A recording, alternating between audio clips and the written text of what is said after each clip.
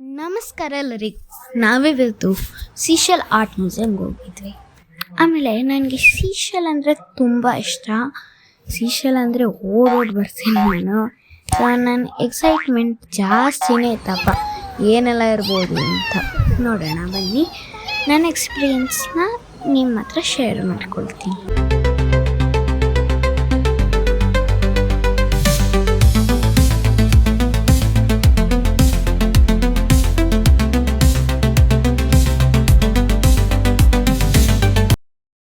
First ನಾವು entry ಆದಂಗಲೇ ದೇವ್ರ ಫೋಟೋಸ್ನ ಇಟ್ಟಿದ್ರು.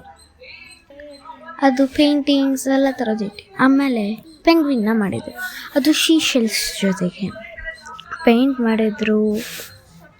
ಜೊತೆಗೆ ಅದರ ಜೊತೆಗೆ ಚಿಕ್ಕ ಚಿಕ್ಕ ಸೈಜಸ್, ಆಮೇಲೆ ದೊಡ್ಡ ದೊಡ್ಡ ಸೈಜಸ್, ಎಲ್ಲ ಥರ ಸೈಜಸ್ನು ಇಟ್ಟಿದ್ರು. ಇದು ಒಂದು ಚಿಕ್ಕದು ದೊಡ್ಡದು. ಆಮೇಲೆ ಟಾರ್ಟೈಸ್ ಇದ್ದಾವೆ. ಟಾರ್ಟೈಸ್ ಅಂತ ನನಗೆ ಮೊದಲೇ ಗೊತ್ತಿರಲಿಲ್ಲ. ಅದೂ ಸೇಮ್ ಸೈಜಸ್ಸಲ್ಲೇ ಇತ್ತು, ಸೇಮ್ ಟು ಸೇಮ್ ಸೈಜಸ್. ಆಮೇಲೆ ರಾವಣನ ಇಟ್ಟಿದ್ರು. ರಾವಣ ಬಂದು ಹನುಮಂತ ಬಾಲ ಅದರಲ್ಲಿ ಒಂದು ಕೂತ್ಕೊಳ್ತಾರಲ್ಲ, ಆ ಸೀನ್ನ ತಗೊಂಡು ಸೀಶೆಲ್ಸಲ್ಲಿ ಮಾಡಿದ್ದಾರೆ. ಆಮೇಲೆ ಇಲ್ಲೊಂದು ಟಾಯ್ನ ಇಟ್ಟಿದ್ರು. ಆಮೇಲೆ ಇದನ್ನು ಒಂದು ಸೀಶೆಲೆಲ್ಲ ಮಾಡಿದ್ದಾರೆ. ಈ ಸೀಶೆಲ್ ಒಂಥರ ಚೆನ್ನಾಗಿತ್ತು. ಆಮೇಲೆ ಇಲ್ಲೊಂದು ಗುರುನ ಇಟ್ಟಿದ್ರು, ಸೀಶೆಲ್ ಗುರುನ ಇಟ್ಟಿದ್ರು. ಆಮೇಲೆ ಇಲ್ಲಿ ಗಣಪತಿನ ನೋಡಿದ್ವಿ. ಗಣಪತಿ ಕೈಯಲ್ಲಿ ಲಡ್ಡು ಇಟ್ಕೊಂಡಿದ್ರೆ ಮೂಗಲ್ಲಿ ಮಾತ್ರ, ಬಾಯಲ್ಲಿ ಮಾತ್ರ ಇದಿದೆ, ಏನದು ಕಡುಬು ಇದೆ. ಏನಪ್ಪ ಇದು ಅಂತ ಅಂದ್ಕೊಂಡೆ ಫಸ್ಟೇ. ಆಮೇಲೆ ಇಲ್ಲಿನ ಇಟ್ಟಿದ್ರು. ಆಮೇಲೆ ಇಲ್ಲಿ ಅವ್ರಿಗೆ ಪ್ರೈಸ್ ಸಿಕ್ಕಿರೋದನ್ನ ಒಂದು ಇಟ್ಟಿದ್ದಾರೆ. ಆಮೇಲೆ ಇಲ್ಲಿ ಶಿವ ಮತ್ತು ನಂದಿ ದೇವ್ರನ್ನ ಇಟ್ಟಿದ್ರು. ಶಿವ ಮತ್ತು ನಂದಿ ದೇವ್ರು ಅಂದರೆ ರಿಯಲ್ ಅಂದ್ಕೊಳ್ಬೇಡಿ, ಶಿವಂದು ಮೂರ್ತಿನ ಇಟ್ಟಿದ್ರು. ಜೊತೆಗೆ ನಂದಿನ ದೇವರು ಇಟ್ಟಿದ್ರು. ಆಮೇಲೆ ಲ್ಯಾಂಪ್ಸ್ ಇಟ್ಟಿದ್ರು. ಅದನ್ನು ಸೀಶೆಲ್ಸಲ್ಲೇ ಮಾಡಿದ್ದಾರೆ. ಒಂಥರ ಟೆಂಪಲ್ ಥರ ಕಟ್ಟಿ ಅದರಲ್ಲಿ ಸೀಶೆಲ್ಸ್ ಎಲ್ಲ ಇಟ್ಟಿದ್ದಾರೆ. ನಂಗೆ ಅದು ಇಷ್ಟ ಆಯಿತು. ಆಮೇಲೆ ಇದು ಬಾಳೆಹಣ್ಣು ಮರನೂ ಸೀಶೆಲಲ್ಲೇ ಮಾಡಿದ್ದಾರೆ. ಏನಪ್ಪ ಇದು ಬಾಳೆಹಣ್ಣು ಅಂದ್ಕೊಳ್ಳಿಲ್ಲ. ಆಮೇಲೆ ಇಲ್ಲಿ ಸೇಮ್ ಗಣಪತಿನ ಇಟ್ಟಿದ್ರು.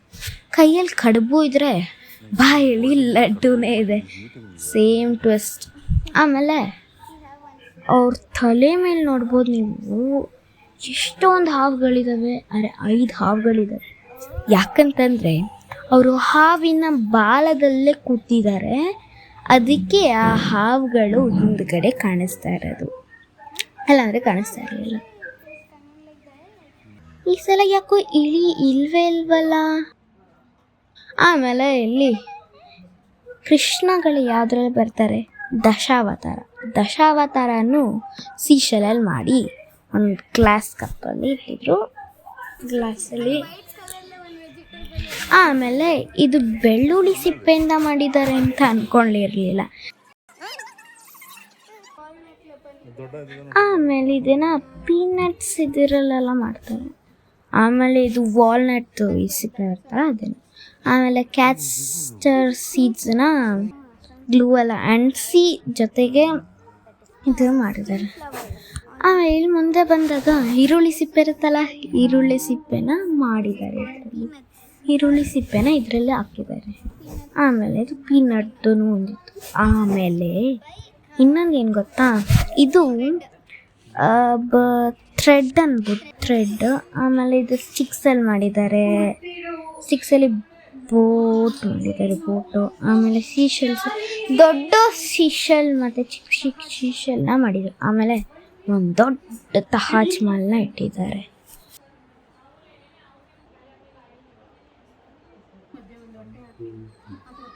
ಇವರು ರಾಧಾ ಆಂಟಿ. ಈ ಆರ್ಟ್ಗಳನ್ನ ಮಾಡೋಕ್ಕೆ 40 years ತಗೊಂಡಿದ್ದಾರೆ. ಅವ್ರಿಗೆ ಒಂದು ಗಿನ್ನಿಸ್ ರೆಕಾರ್ಡ್ ಅನ್ನೋ ಒಂದು ಅವಾರ್ಡ್ ಸಿಕ್ಕಿದೆ. ಈ ಆಂಟಿ ನನಗೆ ಸೀಶೆಲ್ ಆರ್ಟ್ನ ಹೇಗೆ ಮಾಡೋದಂತ ಹೇಳ್ಕೊಟ್ರು. Thank you aunty. ಇವಾಗ ಫೋಟೋಸ್ ಟೈಮ್.